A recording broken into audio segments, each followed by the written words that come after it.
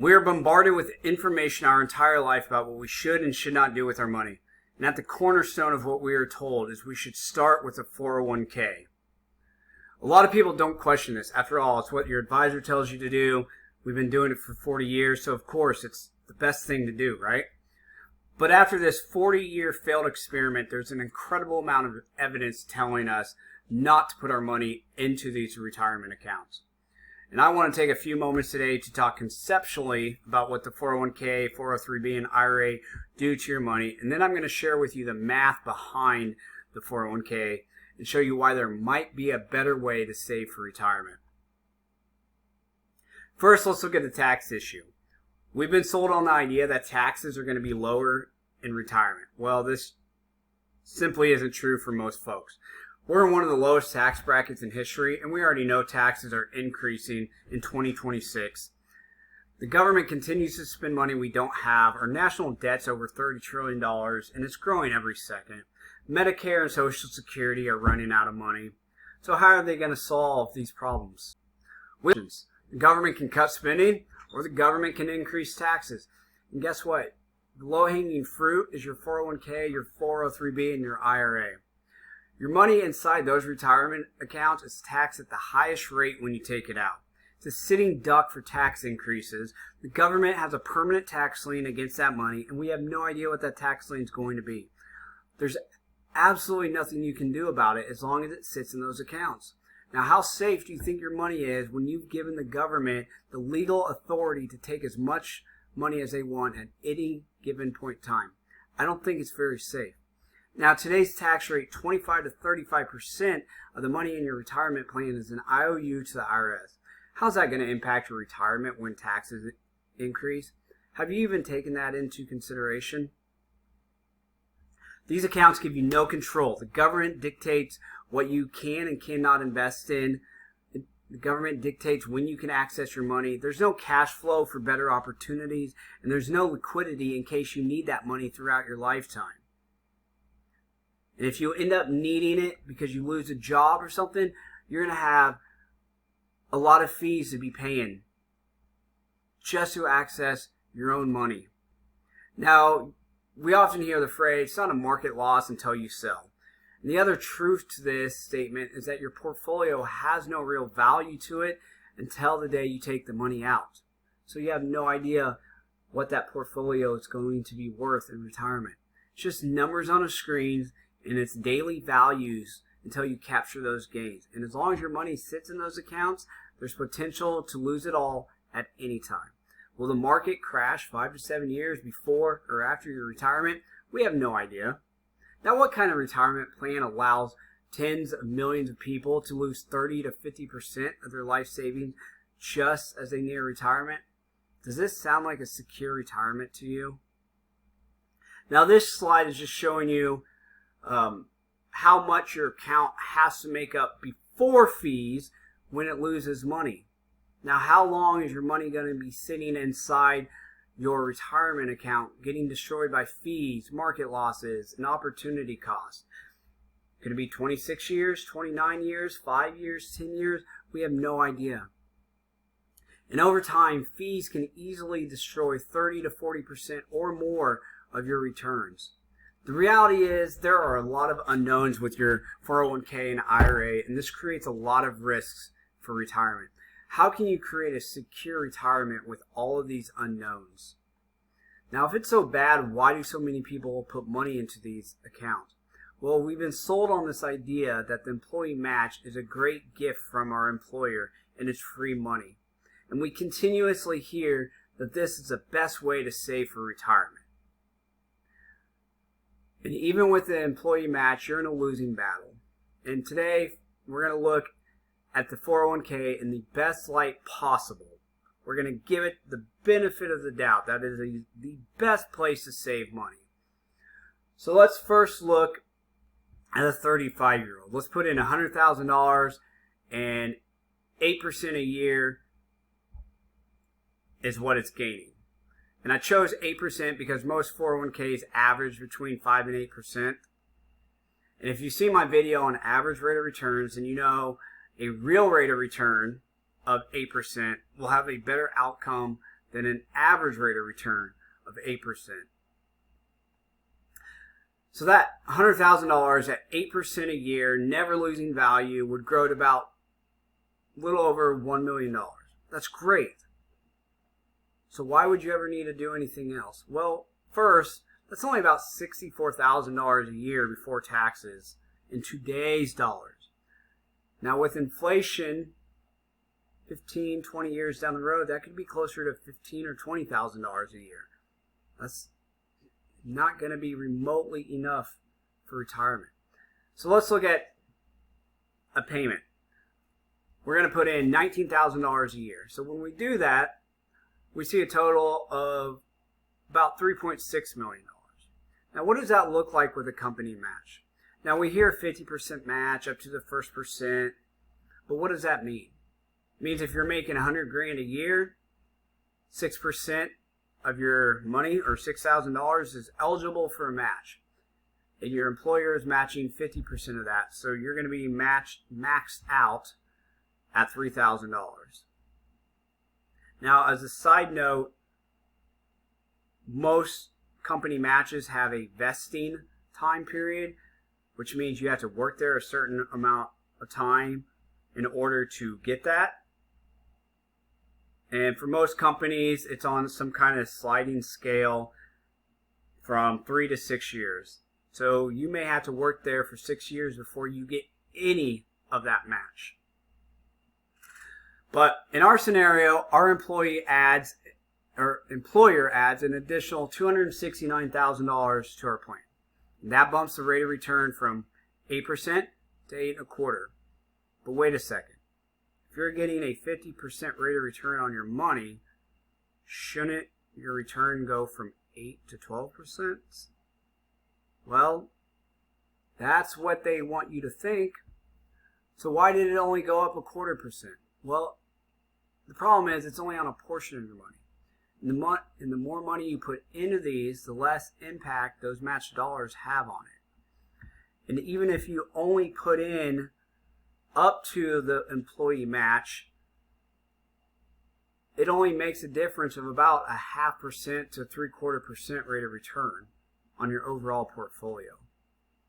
So now at 8.25%, your account grows to about $3.8 million.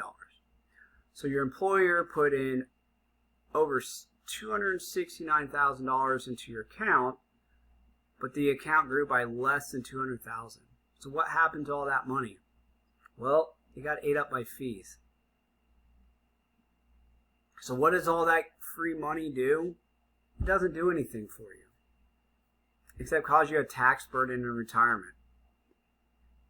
Now we are told to defer our taxes and kick the can down the road to a time when our taxes will be lower. Unfortunately, most people are in a higher tax bracket in retirement. Now, I don't know about you, but I don't want to be in a lower tax bracket when I retire. It means I don't have income. It also means that my investments probably did not do very well throughout my lifetime. I want my money in accounts that take the tax risk off the table and take the market risk off the table. And what we're told is we get to make money on the federal government's money. So let's look at that. In our scenario, our individual is in the 25% tax bracket. So they're getting the highest deferral. They're married, so they're getting the highest deferral they can. And if we look at the tax deferral, we've deferred over $860,000. So basically, that's money that we make on the federal government's money, and it's an IOU to the IRS.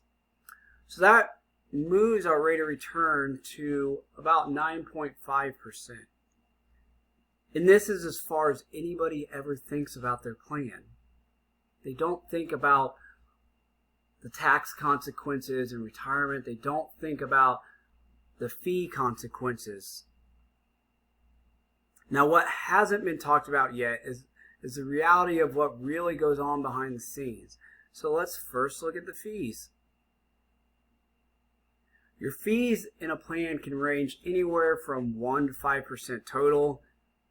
But let's give this plan the benefit of the doubt, and let's just say there's 2% in fees. And we're including the advisory fees and just the mutual fund fees. We're not including all the other fees that I listed earlier. So we paid out about $603,000 in fees. At 2%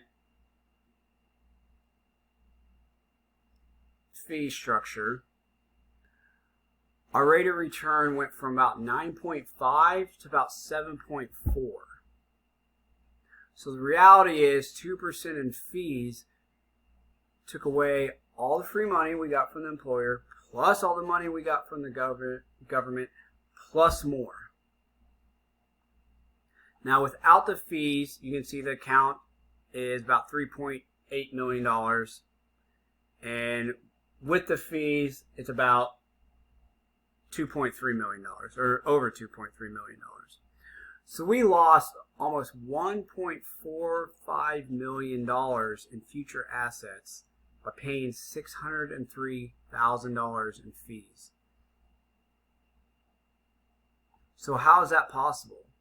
Well, the fees come out along the way, and as soon as the fees comes out, it reduces the value of your account, and the money quits earning interest for the rest of the time span.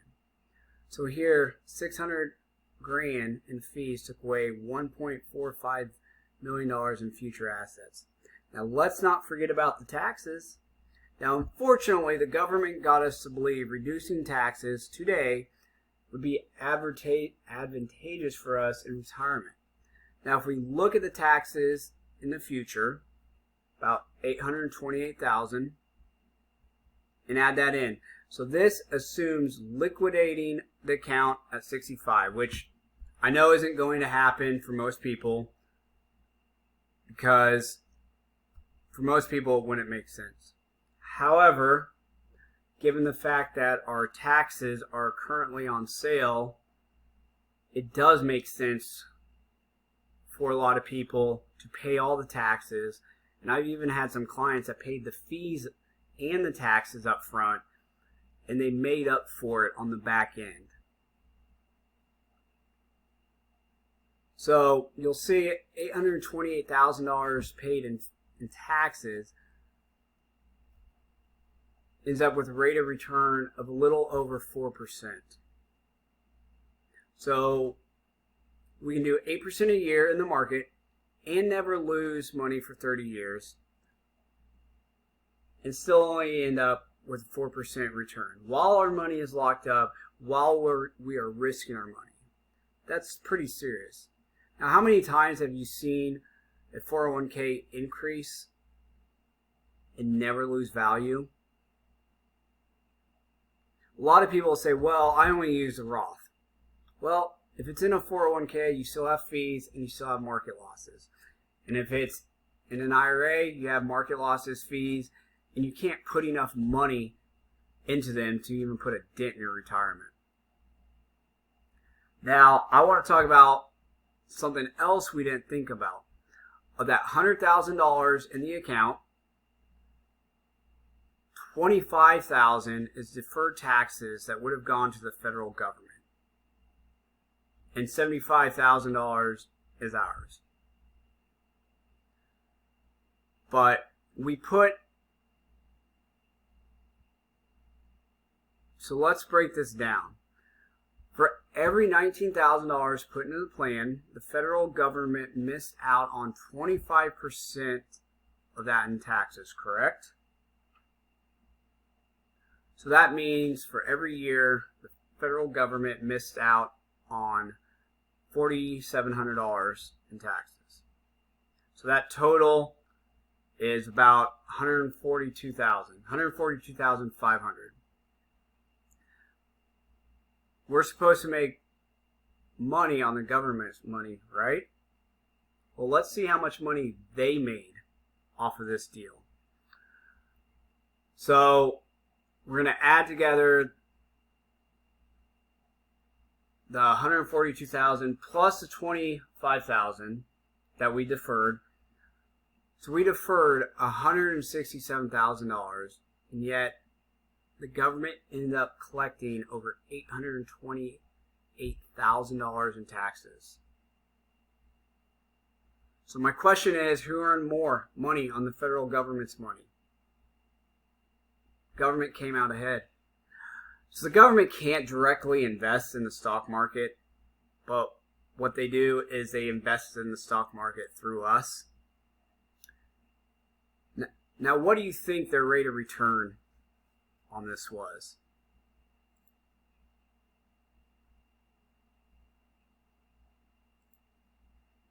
Well, they gave up $4,750 a year for 30 years to get over $828,000.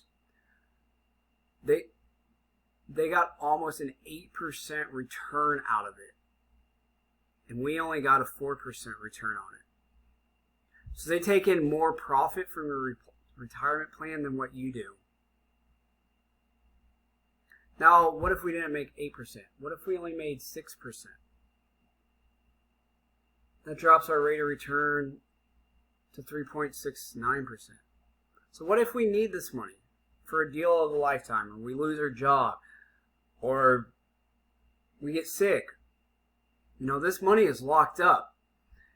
Now, if you are in a position of cash, an opportunity will find you. Now, what happens if your cash is in a qualified plan? It's locked up. Can't take advantage of any opportunities. Now, supposedly, this is going to be better if we stretch it out.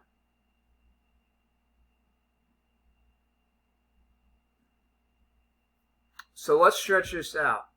Now, we showed taking a lump sum earlier, which is probably not what someone will do, even though it might be a good idea while our taxes are still on sale. So let's stretch the distribution out to age 90. And we'll withdraw an equal amount each year. So it moved from 3.69% to 3.8% rate of return. So it helped a little bit, but didn't make much of a difference. Our taxes went from $547,000 to over $780,000, and our fees almost doubled.